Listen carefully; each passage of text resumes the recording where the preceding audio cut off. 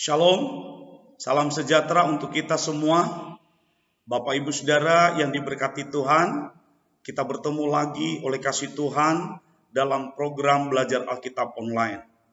Kali ini dengan tema beritakan Injil sampai semua orang mendengar.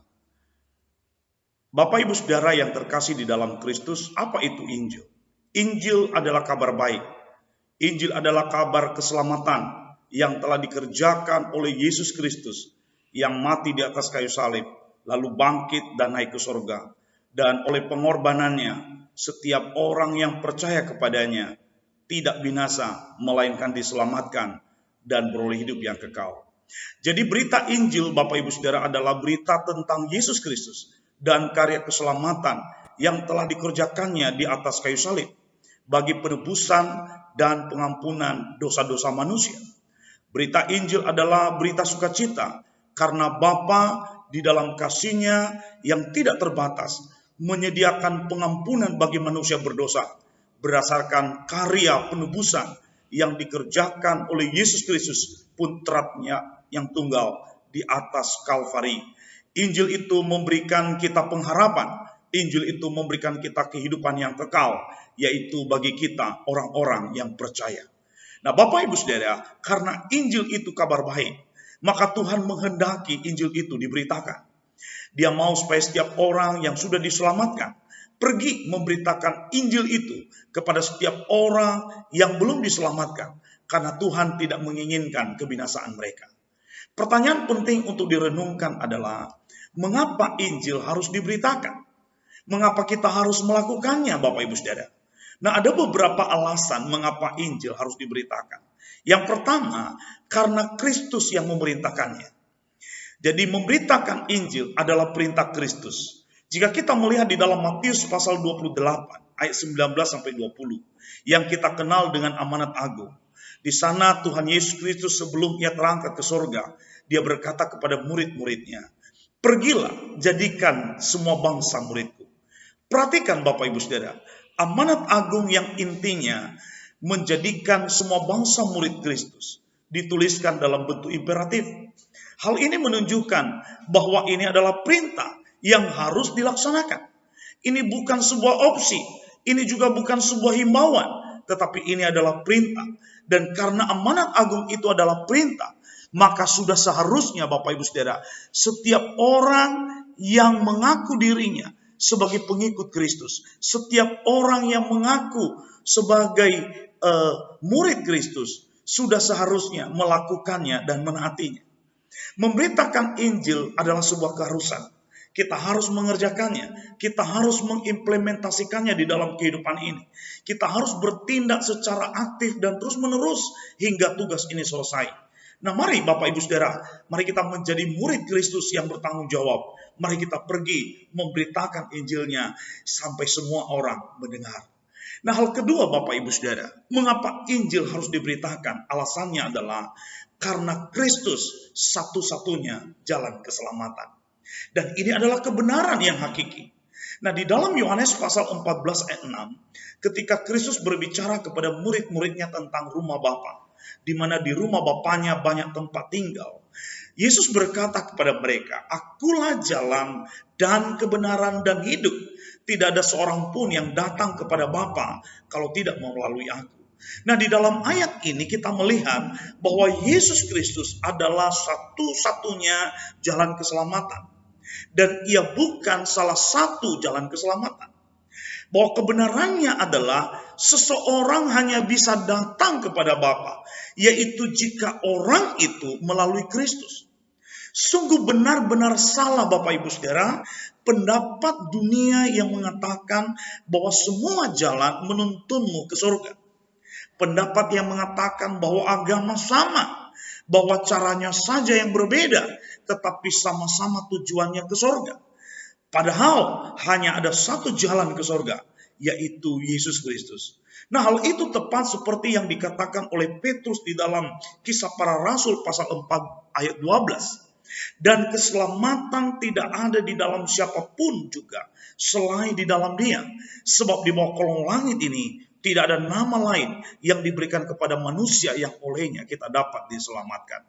Nah, Bapak Ibu Saudara yang diberkati Tuhan, karena Yesus Kristus satu-satunya jalan keselamatan, maka seharusnya ini yang membuat Anda bersungguh-sungguh untuk memberitakan Injil kepada setiap orang. Mengapa?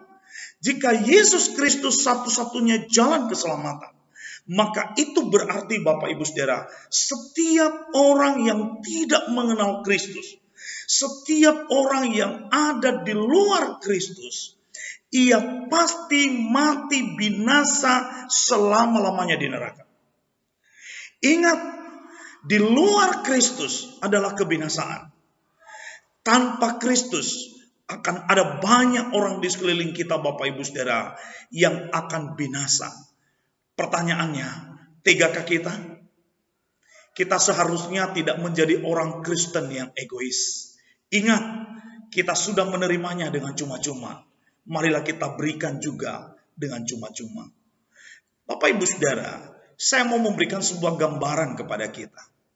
Jika di jalan raya yang ramai, kita melihat ada seorang anak kecil yang menyeberang jalan itu, hendak menyeberang jalan itu.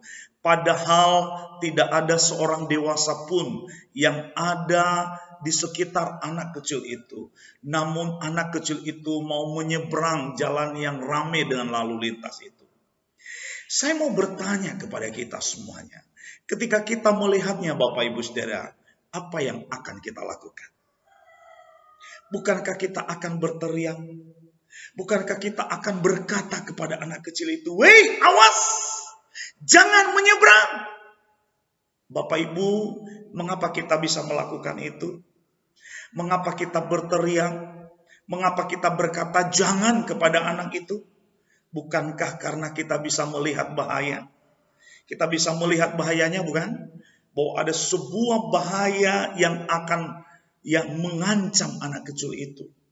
Nah, Bapak Ibu Saudara, ketika kita melihat orang-orang yang belum mengenal Kristus, dan kita tahu bersama bahwa hanya Yesus satu-satunya jalan keselamatan.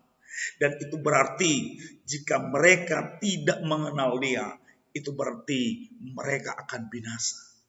Pertanyaannya Bapak Ibu Saudara, adakah kita berteriak? Adakah kita bergerak, bertindak, dan melakukan sesuatu supaya mereka tidak binasa? Bapak Ibu Saudara yang diberkati Tuhan, perhatikan. Bukankah sangat mungkin bahwa orang-orang yang akan binasa itu adalah saudara-saudara kita, ayah dan ibu kita, anak-anak kita, istri dan suami kita? Bukankah sangat mungkin Bapak Ibu Saudara, mereka adalah sahabat-sahabat kita, rekan-rekan kerja kita, bahkan mungkin mereka adalah pelanggan di toko kita. Ya, orang yang setiap hari bertemu dengan kita, tetangga-tetangga kita. Nah, tidakkah hati kita menangis jika mereka dilemparkan Tuhan ke dalam lautan api? Tidakkah hati kita akan menjerit melihat mereka kelak mati binasa, kekal selama-lamanya di neraka?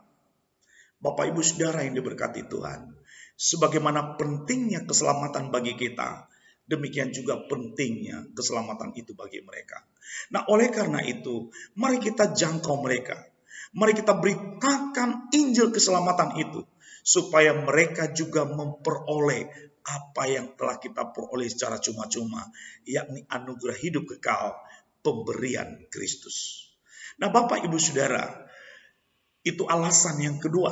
Alasan yang ketiga, mengapa kita harus memberitakan Injil adalah karena manusia dibenarkan karena iman. Bapak Ibu Saudara yang diberkati Tuhan, meskipun manusia berusaha untuk mendapatkan keselamatan itu dengan berbuat baik, yakni dengan mengampulkan sebanyak-banyaknya amal ibadah, dengan hidup saleh, akan tetapi hal itu adalah sia-sia dan mustahil. Manusia berdosa sungguh tidak berdaya untuk menyelamatkan dirinya. Segala usahanya untuk mencapai surga adalah mustahil karena mereka tidak sempurna. Karena manusia dibenarkan bukan karena perbuatannya, tetapi karena iman. Nah, Rasul Paulus di dalam Efesus pasal 2 ayat 8 dan 9, di sana dia menulis, sebab karena kasih karunia kamu diselamatkan oleh iman. Itu bukan hasil usahamu, tetapi pemberian Allah. Itu bukan hasil pekerjaanmu. Jangan ada orang yang memegahkan diri. Nah, Bapak Ibu Saudara, tanpa iman tidak mungkin orang berkenan kepada Tuhan. Nah, jika demikian, pertanyaan pentingnya, bagaimana seseorang bisa memiliki iman kepada Yesus Kristus? Nah, cara yang bagaimana Bapak Ibu Saudara, supaya seseorang memiliki iman yang menyelamatkan itu di dalam Kristus? Cara satu-satunya adalah orang itu harus mendengar Injil. Mengapa? Sebab firman Tuhan berkata, jadi iman timbul dari pendengaran. Yaitu pendengaran akan firman Kristus. Iman lahir bukan karena seseorang mendapat sembako. Iman lahir bukan karena seseorang mendapatkan bantuan sosial. Iman timbul bukan karena seseorang diberi perhatian, bukan. Tapi iman timbul karena seseorang mendengar Injil. Jadi agar seseorang mendengar Injil, Bapak Ibu Saudara, maka kita harus memperdengarkan Injil itu. Kita harus memberitakan Injil itu secara verbal. Sebagaimana firman Tuhan berkata, beritakanlah Injil kepada segala makhluk. Jadi Injil mutlak diberitakan. Orang tidak akan mendengar Kristus melalui perbuatan-perbuatan baik yang kita lakukan, Bapak Ibu Saudara. Itu harus, tetapi bukan itu yang membuat iman timbul, bukan. Injil harus diberitakan. Nah, tetapi memberitakan Injil, memberitakan Kristus dan karya penyelamatannya di atas kayu salib, Bapak Ibu Saudara, itu harus dikerjakan, harus dilakukan dengan cara mempercakapkannya, dengan cara kita berbicara kepada mereka, yakni orang-orang yang belum mendengar Kristus, yang belum percaya kepada Kristus. Kalau kita melihat di dalam kitab Roma, Rasul Paulus di pasal 10 ayat yang ke-13 dan 15 di sana dia berkata, tetapi bagaimana mereka dapat berseru kepadanya jika mereka tidak percaya kepada dia? Bagaimana mereka dapat percaya kepada dia jika mereka tidak mendengar tentang dia? Bagaimana mereka dapat mendengar tentang dia jika tidak ada yang memberitakannya? Dan bagaimana mereka dapat memberitakannya jika mereka tidak diutus? Jadi mengapa Injil harus diberitakan, Bapak Ibu Saudara?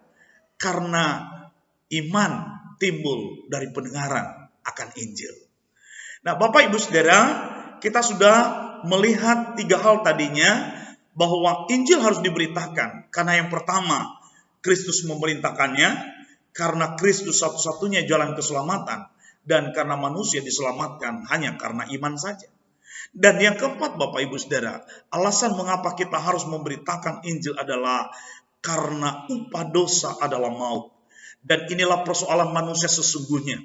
Seringkali manusia melihat masalah yang terjadi seperti masalah ekonomi, masalah keuangan, masalah sakit penyakit, masalah penderitaan, dan berbagai masalah lainnya sebagai masalah besar.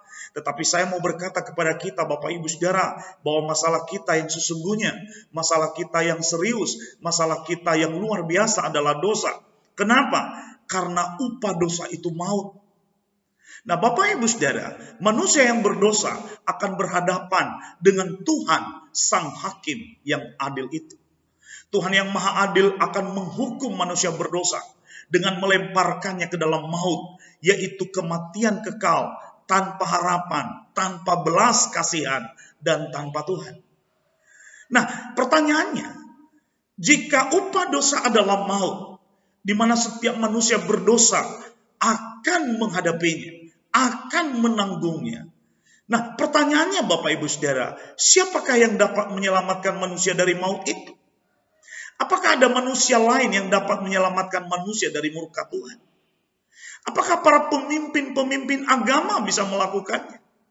Nah, ini yang menjadi pertanyaan Rasul Paulus, Bapak Ibu Saudara. Di dalam Roma pasal 7 ayat 24, di sana kita bisa melihat Paulus berkata, "Aku manusia celaka, siapakah yang akan melepaskan aku dari tubuh maut ini?" Nah, Bapak Ibu Saudara, perhatikan. Di dalam ayat 25, Paulus memberitahukan kita siapa yang sanggup melepaskan dia dari dalam tubuh maut, yakni oleh Yesus Kristus. Dan inilah alasan mengapa Injil harus diberitakan. Manusia sungguh membutuhkan Injil, karena Injil adalah satu-satunya solusi penyelesaian masalah terbesar manusia, yaitu dosa dan maut. Injil adalah kekuatan Allah yang menyelamatkan orang yang percaya dari kutuk dosa dan maut. Bapak Ibu Saudara, kita sudah belajar, kita sudah melihat betapa pentingnya Injil diberitakan. Pertanyaannya sekarang, apa yang Anda segera harus lakukan? Jika Anda tahu bahwa hanya juru selamat dunia, yaitu Yesus Kristus, yang dapat menyelamatkan manusia berdosa dari maut. Bapak Ibu, apakah Anda akan berdiam diri? Ataukah Anda akan melangkah untuk pergi memberitakan Injil, membagikan kabar baik itu kepada orang lain? Bapak Ibu Saudara, mari kita melakukannya. Karena sekali lagi, Injil adalah kabar baik. Karena Injil adalah kabar baik, dan mari kita memperdengarkannya sampai semua orang mendengarkannya. Kiranya dengan ini Bapak Ibu Saudara, kita semakin termotivasi untuk memberitakan Injil dan membagikan iman kita kepada orang lain. Terima kasih, Tuhan Yesus memberkati. Shalom.